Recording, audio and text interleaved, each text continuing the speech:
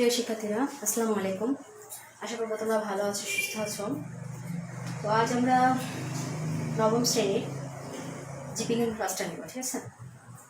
তো আমরা গত ক্লাসে তৃতীয় অধ্যায়ের কিছু অংশ করেছিলাম। তৃতীয় অধ্যায়ের মাইটোসিস ডিভিশনটা করেছিলাম।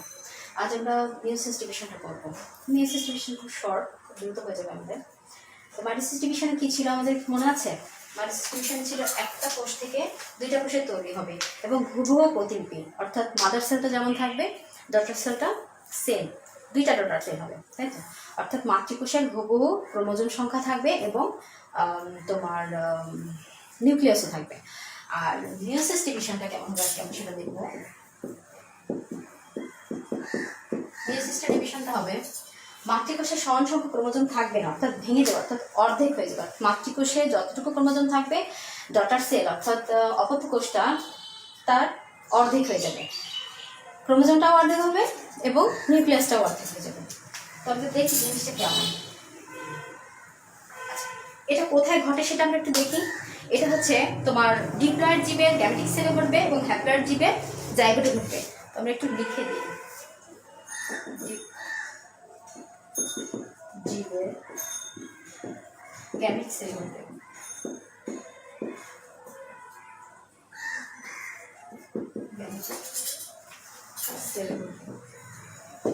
আর হ্যাপ্লয়েড জীবের জাইগোটে ঘটবে। মিয়োসিসটা আর মাইটোসিস কোথায় ছিল? আমাদের সোমাটিক সেলে ঘটছিল। তো মাইটোসিস কিন্তু জাইগোটে বা তোমার গ্যামেটিক সেলে ঘটবে না। মিয়োসিসটা শুধুমাত্র গ্যামেটিক সেল এবং জাইগোটে ঘটবে। প্রসেসটা কি সেটা আমরা দেখি।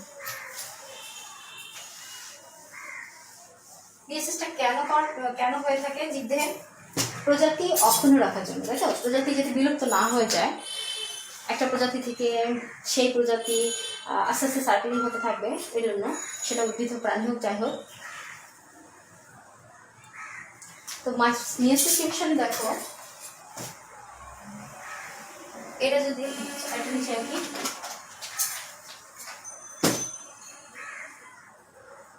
এর যদি মাদার সেল হয়ে থাকে, তাহলে একটা ক্রোমোজোম, দুটো ক্রোমোজোম, তিনটা, চারটা। তো আমরা আগে ক্রোমোজোম সম্বন্ধে একটু দেখি, আমাদের মনে আছে কি?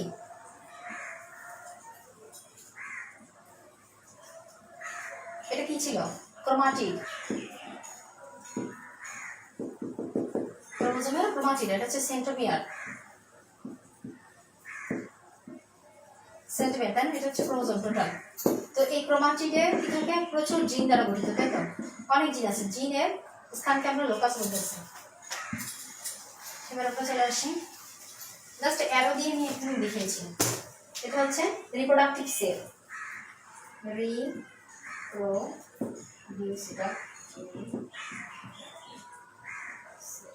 বা গ্যামেটিক সেল বলতে পারো। এটাকে রিপ্রোডাক্টিভ সেল বলে, গ্যামেটিক সেল বলে, জার্ম সেল বলে, এটা জার্ম সেল বলে, জার্ম সেল বলতে পারো। আবার তুমি এটা গ্যামেটিক সেল বলতে পারো, সেল বলতে পারো, যাই বলে না। তো আমরা রিপ্রোডাক্টিভ সেল দিয়েই করি। এখানে একটা কোষে নিউক্লিয়াস আছে, ভেঙে যাবে, ভেঙে দুটো তৈরি হবে। দেখো, এটা কিন্তু ট্রাইজেন। রিপ্রোডাক্টিভ সেলটা হচ্ছে ট্রাইজেন। ট্রাইজেনটা ভেঙে এন সংখ্যক ক্রোমোজোম হবে, অর্থাৎ অর্ধেক। এখানে চারটা আছে, কিন্তু দুইটা হয়ে যাবে, এখানে দুইটা চলে যাবে আর এখানে দুইটা হয়ে যাবে। নিউক্লিয়াসটাও ভেঙে যাচ্ছে। যেহেতু এটা ভেঙে যাচ্ছে, সেহেতু এটাকে হ্রাসমূলক বিভাজন বলা হচ্ছে। প্রথম ধাপে হ্রাসমূলক বিভাজন, তাহলে প্রথম স্টেজটা, প্রথম বিভাজন হ্রাসমূলক বিভাজন। প্রথম বিভাজনটা হচ্ছে হ্রাসমূলক, প্রসেসটা হ্রাসমূলক বিভাজন। এখানে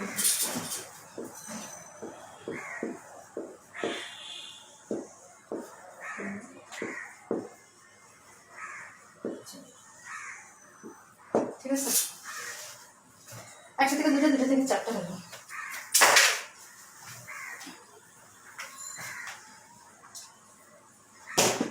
এবার দেখো, এখানে দুইবার ভাঙবে, আবার এই এন সংখ্যকটা ভেঙে যাবে।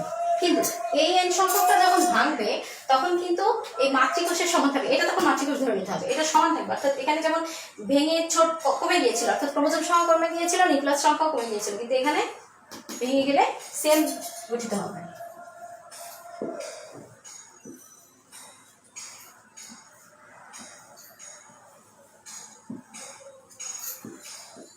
দুইটা থাকতেছে, এখানেও দুইটা থাকতেছে, এখানে দুইটা থাকতেছে, জাস্ট আমরা এটা ক্রোমোজোম বোঝাচ্ছি, কিন্তু এখানে দুইটা থাকছে, সবই n। আমরা গতদিনই বুঝেছি n মানে কি হ্যাপ্লয়েড আর ট্রাইজেন মানে ডিপ্লয়েড। তো এটা হচ্ছে, আমি উপরে একটু মুছে দিই সুবিধা হবে। এটা কিন্তু রাসমূলক না, এটা মিয়োসিসের অংশ।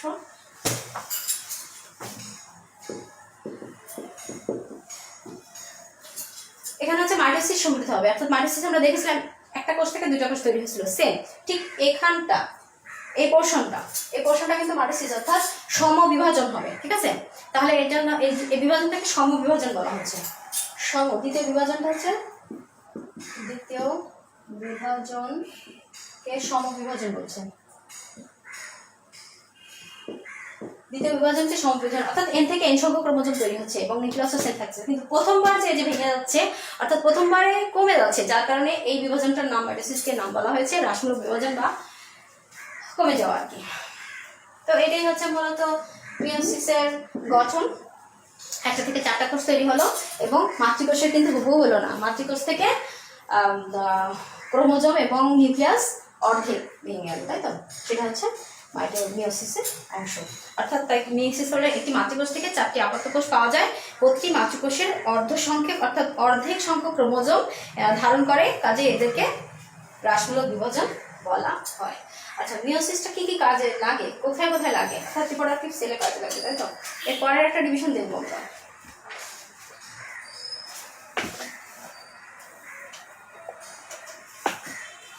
এটা একটু মুছে দিব, স্ক্রিনশট দিয়ে নাও, করে ফেলবেন। আমরা কিছুক্ষণ আগে বলেছিলাম যে ডিপ্লয়েড জীবের তোমার হচ্ছে গ্যামেটিক সেলে মিয়োসিসটা হবে এবং হ্যাপ্লয়েড জীবে হচ্ছে জাইগোট ঘটবে। তো জাইগোটে কিভাবে ঘটবে সেটা আমরা একটু দেখব। তো রিপ্রোডাক্টিভ সেল যদি আমরা গঠন করি তাহলে হচ্ছে ট্রাইজেন, জাইগোটটা দেখছি আমরা ট্রাইজেন। তো যদি এই ট্রাইজেনটা আমরা আগে জেনে নিই বায়োলজির ভাষায় জাস্ট 0 অ্যারো, তার মানে মেল, আর অর ফাদার 0 নিচে অ্যারো মানে ফিমেল, অর মাদার। তো আমরা এই চিহ্নগুলো দিয়ে কিন্তু বায়োলজি টার্মগুলো লিখব। আর ট্রাইজেন মানে ডিপ্লয়েড, সেটা তোমরা ভালো করে জানো। আর এন হচ্ছে হ্যাপ্লয়েড, সেটা আমরা প্রথমে পড়েছি। তো ট্রাইজেন এটা যদি ফাদার হয়, ফাদারের গ্যামেটিক সেল হয়, সেল হয়। আর আরেকটা গ্যামেটিক সেল নিব,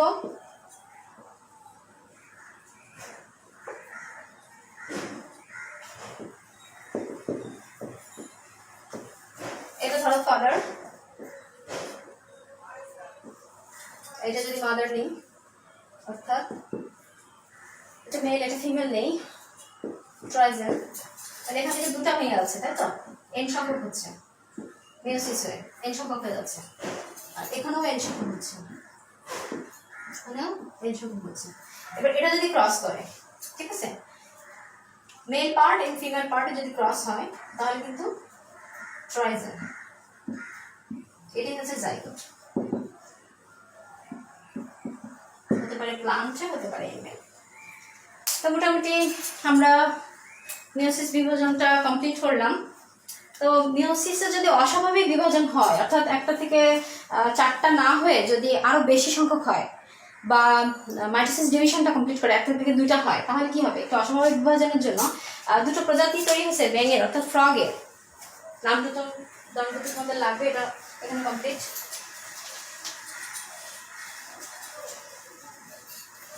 দুটো অস্বাভাবিক বিভাজন মিয়োসিসে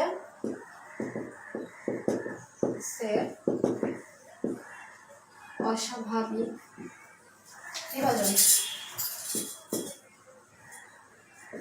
বিভাজন করে দুটি ফ্রগ তৈরি, দুটি ফ্রগের জাতি, ব্যাং, ব্যাঙের প্রজাতি তৈরি হয়েছে।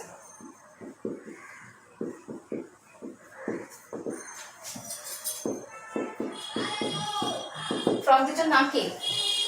তোমাদের একটা জিনোপাস ট্রপিকালিস, জেনোপাস ট্রপিক্যালিস, জেনোপাস ট্রপিক্যালিস। এর নিচে কিন্তু দাগ দিতে হবে। কি দাগ দিতে হবে? নিচে দাগ দিতে হবে। আর হচ্ছে জেনোপাস ল্যাভিস, তাই না? জেনোপাস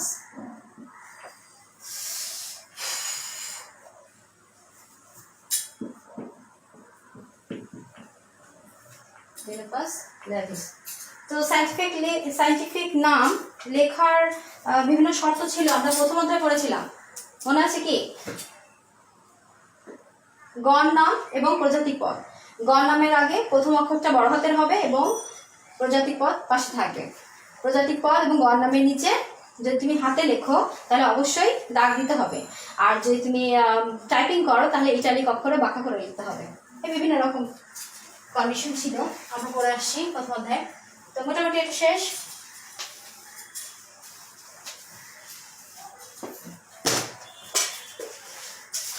বই দেখো অনুশীলনীতে 62 পেজ। কোষ বিভাজন, সংক্ষিপ্ত প্রশ্নের উত্তর দাও।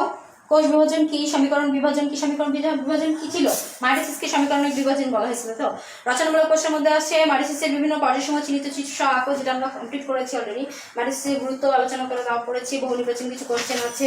তো আমরা অনেকেই মনে করি সৃজনশীল, দেখো এখানে দেওয়া আছে 63 পেজে একটা, মাইটোসিস কোথায় ঘটে, মিওসিসকে রাসায়নিক বিভাজন বলা হয় কেন বুঝিয়ে লেখো। গ, দুটি চিত্র দেওয়া আছে, একটা হচ্ছে প্রফেজ আর একটা দেওয়া আছে টেলোফেজ। তো দুইটার আলাদা আলাদাভাবে পরিবর্তন কি ঘটেছে সেটা বলা হয়েছে, এবং জীবে কি কি সমস্যা হতে পারে এটা যদি অস্বাভাবিকতা হয় তাহলে, অর্থাৎ তাৎপর্য গুরুত্ব, যেটা আমরা গত ক্লাসে পড়িয়েছি। আমরা অনেকে মনে করি বইয়ে যে কোশ্চেনগুলো থাকে, অর্থাৎ যে সৃজনশীলগুলো থাকে, সংক্ষিপ্ত কোশ্চেন থাকে, অবজেক্টিভ থাকে, কিছু শূন্যস্থান পূরণ থাকে, তো এগুলো পরীক্ষায় কেন দিবে? এগুলোই কিন্তু পরীক্ষায় আসে। So be careful. বইয়ে সেটা ফিজিক্স হোক, কেমিস্ট্রি হোক, বায়োলজি হোক, যে কোনো ম্যাথই হোক, আর যে কোনো সাবজেক্টই হোক না কেন, বোর্ড কোশ্চেন কিন্তু বই থেকেই আসে। সো বইটা খুব ভালো করে পড়বে। আর বইয়ের ভিতরে যে অনুশীলনীতে যে সৃজনশীল দেওয়া থাকে সেই টাইপের, ঠিক আছে, ওইটা যে পরীক্ষা আসবে তা কিন্তু না, ওই টাইপের বিভিন্ন ধরনের কোশ্চেন আমাদের পরীক্ষায় আসে এবং বরাবরই এসে থাকবে। তো আজকে আবার আমাদের মোটামুটি মাইটোসিসটা কমপ্লিট, মিওসিসটা কমপ্লিট, তৃতীয় অধ্যায়টা মোটামুটি শেষ হয়ে গেল। এবার আমরা চতুর্থ অধ্যায় শুরু করব। আজকে জাস্ট আমি একটু হিন্টস দিব, নেক্সট ক্লাসে আমরা একটু লিবারেট করে আলোচনা করব।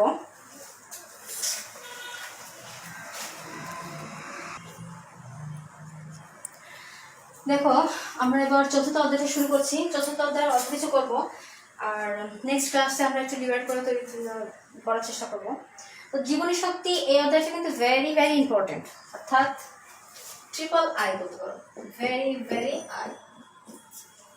যদি তোমাদের সিলেবাসে কোনো পরীক্ষায় জীবনী শক্তি অর্থাৎ এই অধ্যায়টা থাকে, তো ধরে নেবে যে এই অধ্যায় থেকে কোশ্চেন মাস্ট এসে বসে আছে, ঠিক আছে? তো এই অধ্যায়টা খুব ভালো করে পড়তে হবে। এবং এই অধ্যায়ের মধ্যে কী কী আছে? ফটোসিনথেসিস আছে, অর্থাৎ উদ্ভিদ যে নিজেদের খাদ্য নিজেদের তৈরি করতে পারে সেটার মূল রিয়াকশনগুলো আছে, প্রসেসটা আছে ইত্যাদি। আর প্রাণী সেই খাদ্য থেকে কি গ্রহণ করে, অর্থাৎ উদ্ভিদ থেকে কি নিয়ে আসে, উদ্ভিদ থেকে অক্সিজেন গ্রহণ করে, আবার প্রাণী কি করে, কার্বন ডাইঅক্সাইড ত্যাগ করে, উদ্ভিদ সেই কার্বন ডাইঅক্সাইডটা গ্রহণ করছে, যার কারণে একটা সার্কেলিং প্রক্রিয়া চলতেছে। উদ্ভিদ অক্সিজেন দিচ্ছে আর প্রাণী সে অক্সিজেন নিচ্ছে, আবার প্রাণী কার্বন ডাইঅক্সাইড দিচ্ছে, উদ্ভিদ সে কার্বন ডাইঅক্সাইডটা নিচ্ছে। কিন্তু উদ্ভিদ কি শুধু দেয় কার্বন ডাইঅক্সাইড, অক্সিজেনটা দেয়? সে কিছু নেয় না, কার্বন ডাইঅক্সাইডে কিন্তু উদ্ভিদ গ্রহণ করে কোনো কোনো সময়, আমরা দেখবো অধ্যায়টা পড়ার সময়। এই জীবনী শক্তি কি, এই জীবনী শক্তিকে কি বলা হয় জানো? জীবনী শক্তি হচ্ছে এটিপি, অর্থাৎ অ্যাডিনোসিন ট্রাইফসফেট। অ্যাডিনোসিন ট্রাইফসফেটের সাথে অনেকেই পরিচিত নয়, আমরা যেহেতু একটা নতুন অধ্যায় সেহেতু কিছু কিছু টার্ম আমরা দেখব। দেখো জীবনী শক্তি অর্থাৎ বায়োলজিক্যাল পয়েন্ট, জীবনী শক্তিকে এটিপি বলা হয়। এটিপি কি? এটিপি হচ্ছে জৈব শক্তি, অর্থাৎ আমরা ডিএনএ আরএনএ এর নাম শুনেছি তাই না? ক্রোমোজোমে শুনেছি। ক্রোমোজোমে ডিএনএ আরএনএ ছিল, তাই তো? ক্রোমোজোমের নিউক্লিক অ্যাসিডের মধ্যে ডিএনএ আরএনএ থাকে, যেটা আমাদের আমাদের জেনেটিক্যালি একটা কি বলবো, মানে একটা জেনারেশন থেকে অন্য একটা জেনারেশনে রূপান্তরিত হয়, সেটা হচ্ছে ডিএনএ। ডিএনএ এর মূল গাঠনিক একক কিন্তু অ্যাডেনিন। এই অ্যাডেনিন থেকে অ্যাডেনোসিন আসছে। অ্যাডেনোসিন আসছে। এখন এই অ্যাডেনিন থেকে যখন অ্যাডেনোসিন আসছে, তখন এই ডিএনএ আরএনএ এর সাথে কিন্তু সালোক সংশ্লেষণ, ফটোসিনথেসিসের অনেক মিল আছে। সালোক সংশ্লেষণের রিঅ্যাকশনটা আমি লিখবো, তারপর তোমাদের একটু ডিভাইড করে দেখাবো। তার আগে এটিপি সম্বন্ধে আমরা একটু আলোচনা করি, যেহেতু এটিপি তোমাদের বইয়ের প্রথমেই দেওয়া আছে। যে তোমাদের বইয়ে দেখো জীবনী শক্তি বা এটিপির ভূমিকা কি। এটিপি হচ্ছে এডিপি অর্থাৎ adenosine diphosphate, ADP adenosine diphosphate, diphosphate.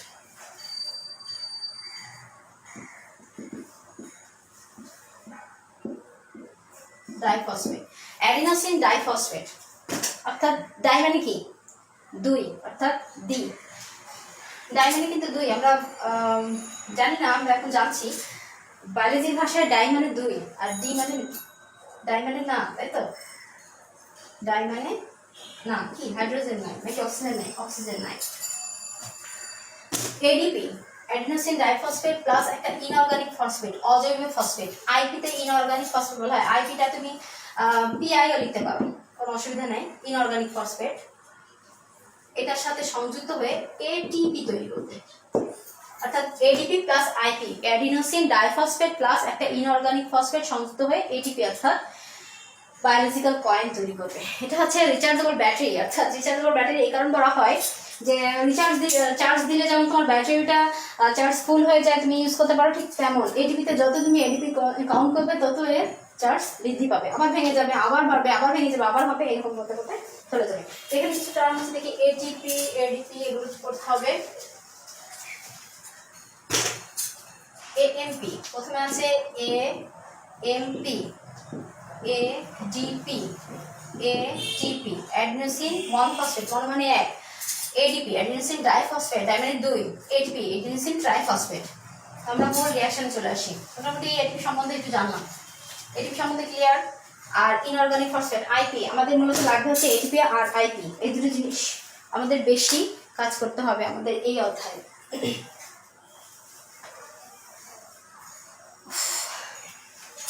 সালোক সংশ্লেষণের অর্থাৎ ফটোসিনথেসিস, এর মূল জিনিস হচ্ছে ফটোসিনথেসিস।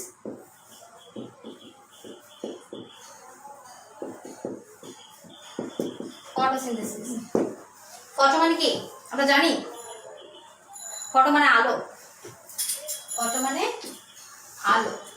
এখন এই আলোটা নর্মালি আলোর প্রধান উৎস কি? সূর্য। সূর্য থেকে আসবে। এখন সবসময় কি সূর্য থেকে আসতে পারে? যদি ল্যাবরেটরিতে কাজ করি তাহলে সূর্য কেমন পাবো? না, ল্যাবরেটরি থেকে যখন কাজ করবো তখন সূর্য অর্থাৎ আলোটা কিন্তু আমরা ন্যাচারালি আর্টিফিশিয়াল ভাবে করে নেবো, তাই তো? এখন এই ফটো মানে আলো, সিনথেসিস মানে বিভাজন। রিঅ্যাকশনটা আমরা দেখি, তারপরে আমি সংজ্ঞাটা বলছি। রিঅ্যাকশনটা দেখে তোমাদের সংজ্ঞাটা কমপ্লিট করতে হবে। কার্বন ডাইঅক্সাইড, এটা নিশ্চয়ই সংজ্ঞাটা সবাই জানো। Carbon dioxide, carbon die oxide, সায়েন্সের স্টুডেন্ট তো কার্বন ডাইঅক্সাইড সবাই চিনি আমরা। কার্বন ডাইঅক্সাইড প্লাস পানি, H2, এটা কি পানি?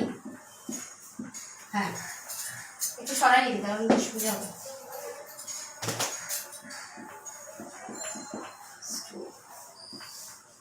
পানি রিঅ্যাকশন করবে কার সাথে?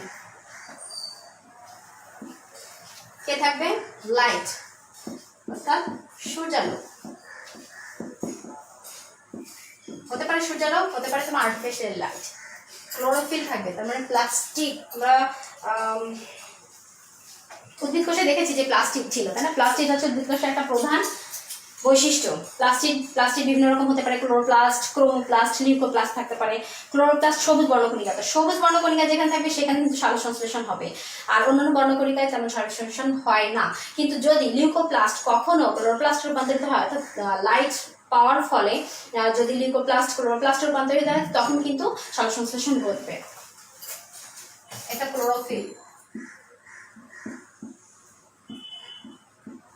ক্লোরোফিল কি তৈরি হবে রিঅ্যাকশনটায়?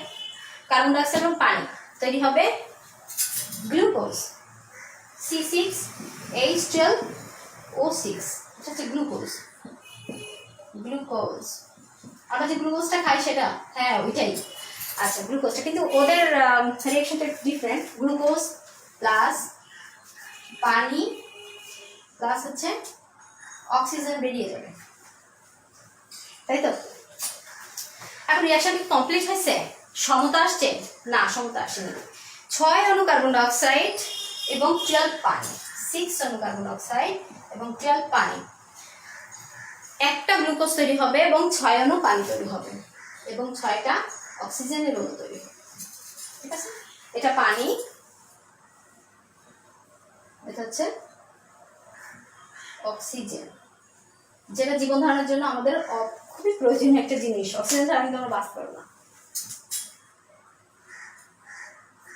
তো দেখো রিঅ্যাকশনটা আমরা লিখলাম, কিন্তু এবার আমরা একটু সংজ্ঞাটা দেখি।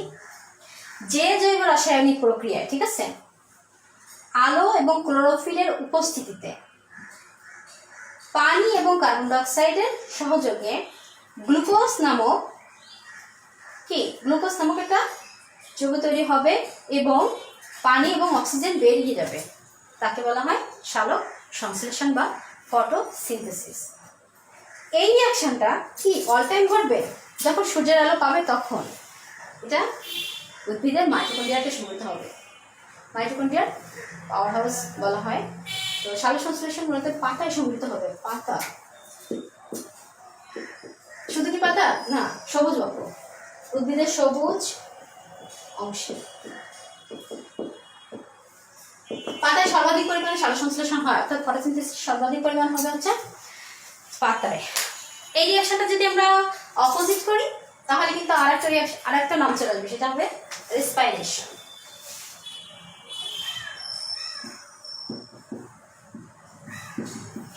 শ্বসন, শ্বসন, ঠিক আছে? তো রিঅ্যাকশনটা কিভাবে উল্টা করবো? এটা যদি দ্বিমুখী দিয়ে দিই, ঠিক আছে, দ্বিমুখী দিই, তখন কিন্তু একটা জিনিস তৈরি হবে, এটিপি তৈরি হবে, অর্থাৎ শক্তি তৈরি হবে, অর্থাৎ গ্লুকোজ ভেঙে যাবে। গ্লুকোজ ভেঙে যে এদিকে আসবে রিঅ্যাকশনটা, অর্থাৎ বাম দিকে আসবে। আমরা বাম থেকে ডানে গিয়েছিলাম, এবার ডান থেকে বামে আসবে, তখন গ্লুকোজ এখানে আর বেশি সংযুক্ত একটু মুছে দিয়ে, এটা তার সুবিধা হয়ে যাবে। এর সাথে সংযুক্ত হবে 38 ADP plus 38 IP inorganic phosphate. কি হবে এর পাশে? এর সাথে আরো সংযুক্ত হবে 38 ATP তৈরি। তাহলে এটা নাম হবে তখন শ্বসন। এই রিঅ্যাকশনটা তখন নাম হয়ে যাবে শ্বসন। আর যদি কিনা ডান সাইডে ফ্লো হয়, অর্থাৎ গ্লুকোজ তৈরি হয়, গ্লুকোজ তৈরি হলে সেটা হবে ফটোসিনথেসিস। আর গ্লুকোজ ভেঙে বা পানি বা অক্সিজেন ভেঙে যদি তৈরি হয় পাশে আসে, তাহলে 38 ATP তৈরি হবে, সেক্ষেত্রে হবে হচ্ছে শ্বসন। শ্বসন 2 প্রকার হতে পারে, আমরা ডিভাইড ভাবে আরো করব। সালোক সংশ্লেষণ কিন্তু শেষ হয়নি, আজকে আমরা এতটুকুই করব যেহেতু অনলাইন ক্লাস। নেক্সট আমরা একটু ডিভাইড করে করার চেষ্টা করবো, জাস্ট একটু টপিকস দেখা দিলাম, তোমরা বাসায় একটু প্র্যাকটিস করবে। আর মোটামুটি সবাই ভালো থাকো, সুস্থ থাকো, আর একটু একটু পড়ার ট্রাই করো। যদিও আমাদের এই বাসায় থেকে থেকে বোরিং হয়ে যাচ্ছে আমরা, তারপরেও পড়াশোনাটা একটু একটু করে চালিয়ে যেতে হবে। আমরা খেলাধুলা করবো, সব কিছুই করবো, পরিবারের সাথে একটু সময় দিব, আর সাথে একটু পড়াশোনাও করবো। তো একটু একটু করে আমরা যেতে থাকি। আজকে এই পর্যন্ত থাক, সবাই ভালো থাকো, সুস্থ থাকো, আল্লাহ হাফেজ।